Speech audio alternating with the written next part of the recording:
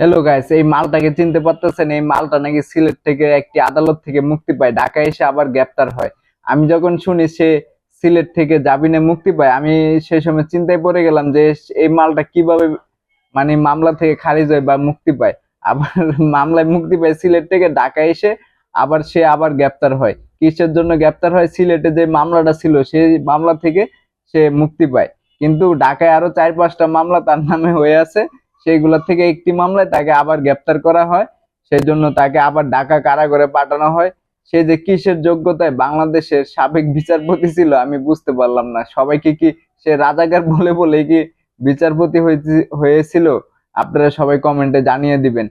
কারণ সে, আমার তো মনে হয় না তার কোনো যোগ্যতায় সে বিচারপতি হয়েছে। সে তো মানুষকে রাজাকার বলে বলে অবশ্যই বিচারপতি হয়েছে আমার মনে হইতেছে। আপনারা মতামত জানাই দিবেন কমেন্টে। আল্লাহ হাফেজ।